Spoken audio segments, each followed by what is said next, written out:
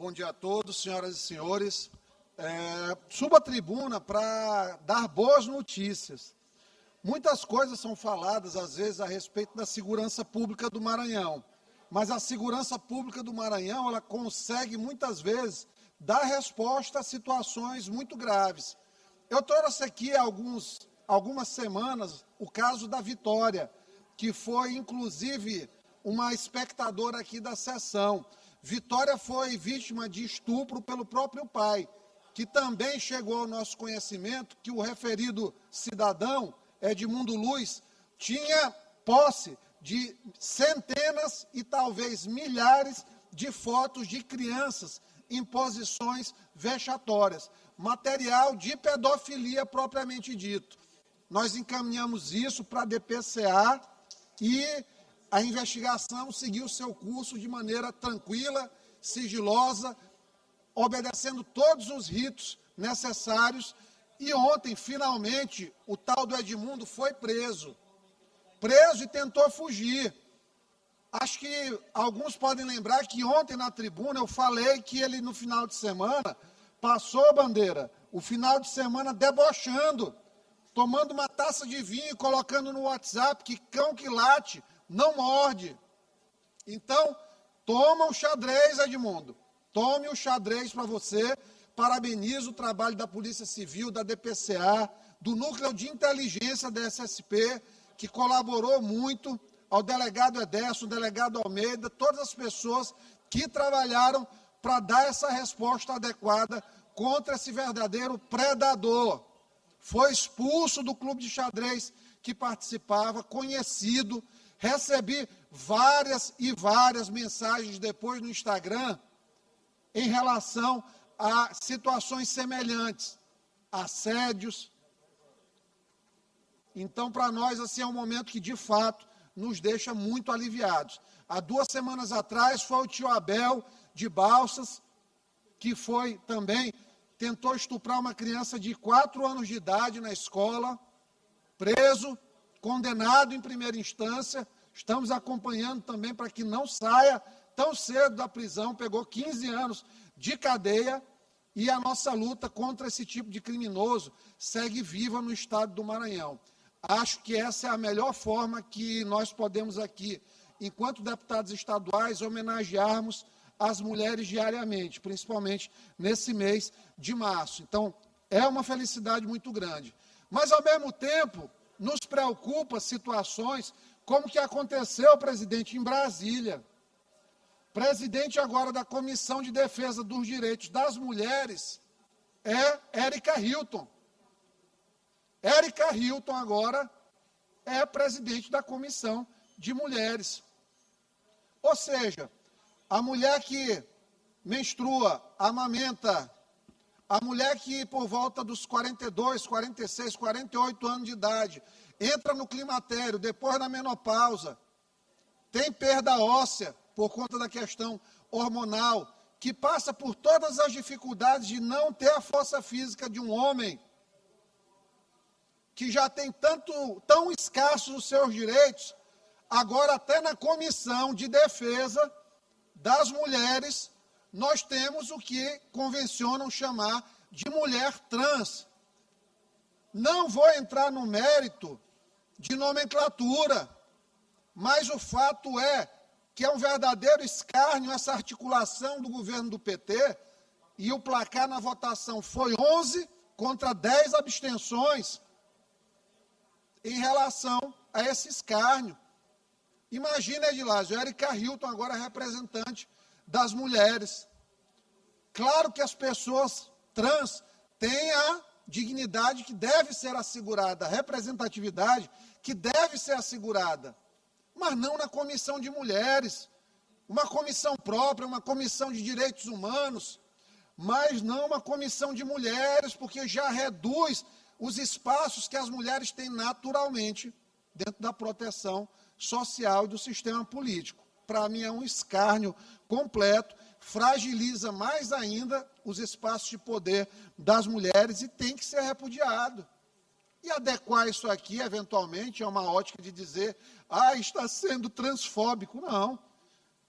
o direito dessas pessoas a tudo que desejarem ser, fazer, acessar, deve ser garantido. São cidadãos e cidadãs de direitos, como todos nós. Mas avançar numa comissão que está ali para gerar o problema que é histórico, que nos antecede, que ainda tem muito tempo a ser construído, com alguém que não tem a legitimidade, inclusive biológica, para ocupar aquele espaço, é um verdadeiro escárnio. É sinal realmente de que o Brasil bagunçou. Outra situação de bagunça nacional. Antônio Pereira entrou na mesa de negociação, Otelino, do teu governo, do teu presidente Lula, ceder para o governo americano, já tinham cedido para tirar Magnitsky do Alexandre de Moraes, que está perigando voltar para Magnitsky. Agora, para poder livrar o PCC e o Comando Vermelho da pecha de organizações criminosas, estão colocando os minerais raros, as terras raras brasileiras, para negociar com os Estados Unidos, para livrar Comando Vermelho e PCC. É uma coisa que mostra a completa degeneração moral. Não é à toa que o governo Lula, que já teve 49% do presidente de intenções de voto, já desceu a ladeira 8 pontos. E vai descer mais, porque o Brasil acordou. Ontem saiu, 54% dos brasileiros, antes eram apenas 40%, 39%, já entenderam que não teve golpe, que foi armação de Alexandre de Moraes, com Flávio Dino, com Carmen Lúcia, com Cristiano Zanin, advogado do Lula. Tudo armado, armado. Bolsonaro está na cadeia, é um elogio o cara ser condenado por esse tipo de facínora, canalha. Gente que age ao arrepio da lei em benefício próprio, buscando sempre salvação. E aí agora, só para corroborar isso aqui, eu tive acesso ao inquérito, aqui ó, chegou para mim impresso, o inquérito, isso aqui é uma brincadeira, o inquérito que levou a Polícia Federal a fazer uma operação de busca na casa do Luiz Pablo, Otelino. Depois eu até compartilho contigo isso aqui, se tu quiseres. Chegou para mim impresso aqui no gabinete, vieram deixar. Sabe do que o Luiz Pablo foi acusado? Stalking. Stalking é perseguição. É o crime que normalmente, quando tem um cidadão que se aficiona em uma mulher, começa a persegui-la. Ela diz que não quer, ele continua. Ela vai a um lugar, ele está lá. Ele começa, de certa forma, a presença a ameaçar. Existe o núcleo da recorrência dentro da tipificação criminal. E aí o Flávio Dino mandou uma representação para a polícia do STF, judiciária. Por quê? Porque foi flagrado utilizando um carro do Tribunal de Justiça de maneira ilegal, porque não estavam cumpridos os pressupostos legais administrativos. Não estou dizendo que foi crime, mas foi ilegal.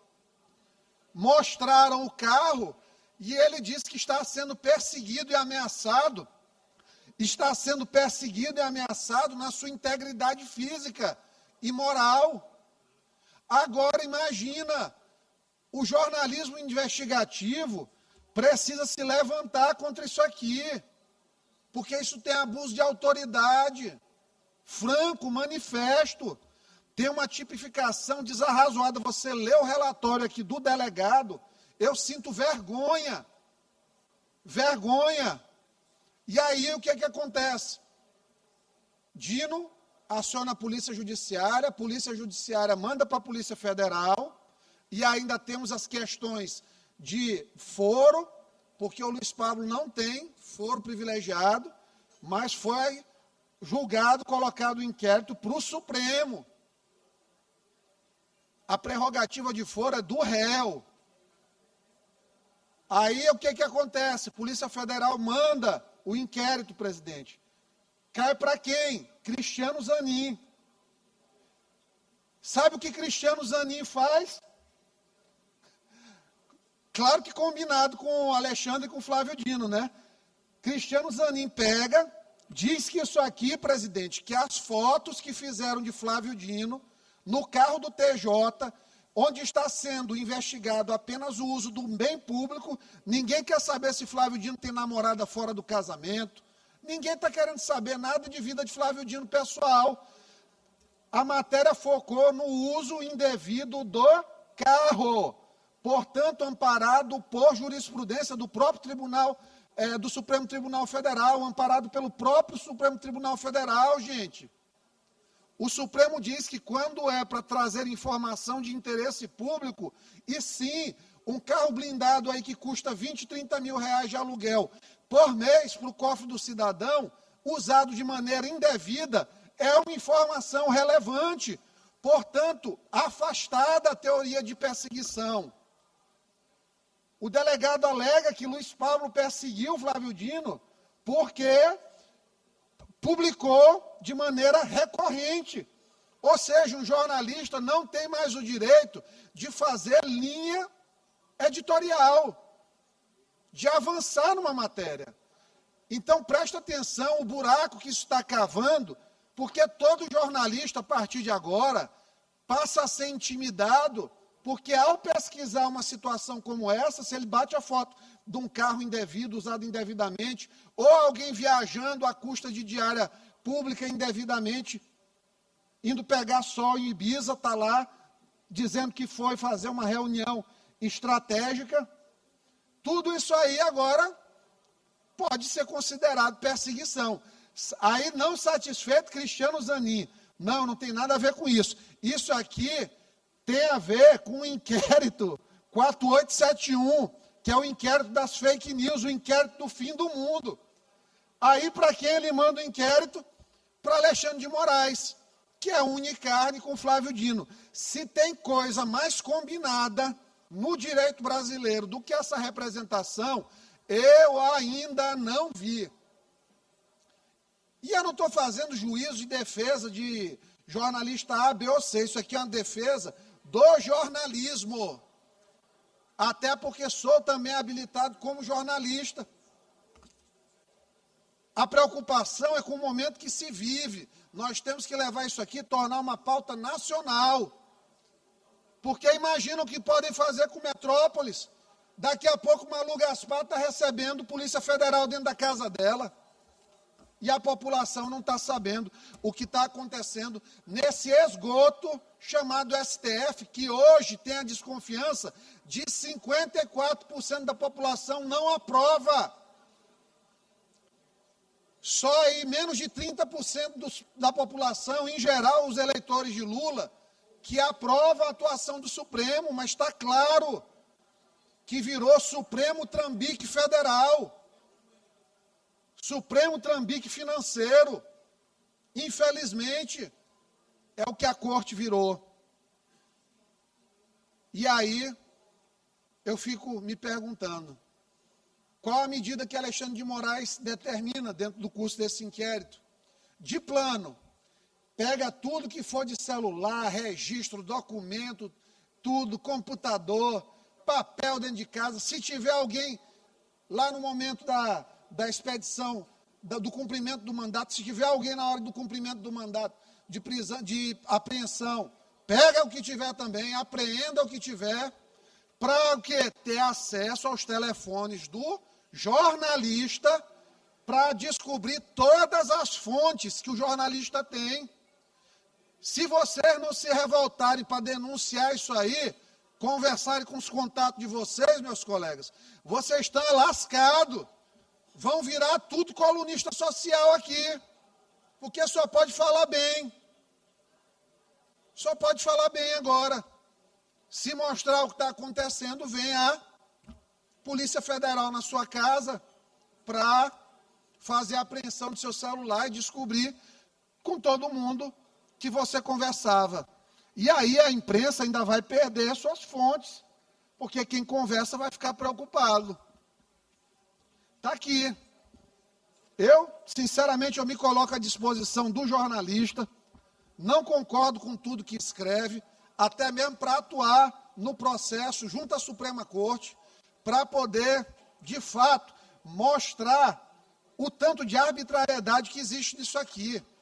Está exatamente igual ao que foi feito em relação à enfermeira Shirley, que foi acusada de tentativa, atentado contra a segurança do tráfego aéreo. Em vez de ser só injúria, foi atentado à segurança do tráfego aéreo, uma mulher enfermeira, num avião que estava no solo, está lá respondendo o processo, correndo risco de prisão, porque disse que o avião estava infectado pelo Flávio Dino. Receber hate da população é uma coisa normal. Às vezes eu vou ler um blog que faz uma cobertura da nossa atuação, está lá um monte de gente. Tem os que esculhambam, falam todo tipo de desgraceira, e tem os que vão lá defender. É normal. Agora, a pessoa que está na vida pública querer se considerar intocável e querer utilizar o aparelho público judiciário para se eximir do escrutínio, da avaliação popular, é uma coisa que só os ditadores conseguem fazer. Aí eles colocam sigilo nos processos para dificultar.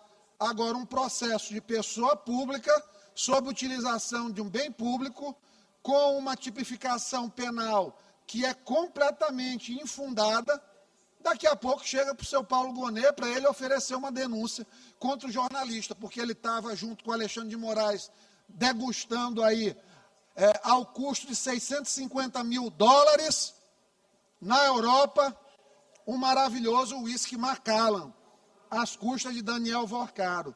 Qual isenção que esse pessoal tem? Qual isenção que o ministro Flávio Dino tem? Ele que já disse que começou a vida pública dele graças a um ato de amizade de Brandão. Como é que ele pode estar com as relatorias e ter avocado e puxado para si, inclusive do ministro Humberto Martins do STJ, processos contra o governador que já foi amigo dele e que hoje ele faz como inimigo capital, tentando diariamente tirar o sossego aqui do governador a partir de mensagens enviadas por seus apêndices aqui na política do Maranhão, os seus dinópodas aqui na política do Maranhão. É recadinho todo dia, parece uma maricagem, coisa mesmo de gente de má estirpe. Mas é isso. Ficam aqui, presidente, as nossas palavras, fica aqui o nosso repúdio ao que está acontecendo no Brasil, mas fica a certeza e a esperança, porque estamos agora apenas na esperança da eleição de outubro, para confirmar Flávio Bolsonaro presidente do Brasil, um Senado Federal majoritariamente de direita, para tirar o Columbre do poder, para tirar o Hugo Mota do poder, para que, de fato, se reequilibrem as instituições nacionais. Não é possível, Ariston, um Congresso Nacional de joelho hoje. Não é possível um Congresso Nacional que deguste $650 mil de uísque na Europa, bancado por bandido, junto com o ministro do Supremo Tribunal Federal. Esse Brasil precisa de uma guinada de coragem dentro do Congresso Nacional, dos verdadeiros representantes do povo. E é por isso que nessa nossa trajetória, nós temos colocado nosso nome para deputado federal, para poder continuar reforçando o time que quer mudar a forma de fazer política no Brasil, para reforçar o time que quer trazer desenvolvimento econômico para o Brasil e não desemprego, não juros nas alturas, não 320 bilhões de impostos arrecadados só em janeiro, não ao absurdo lulista, petista desse projeto que tenta ser hegemônico de destruição da sociedade e da família brasileira. Muito obrigado.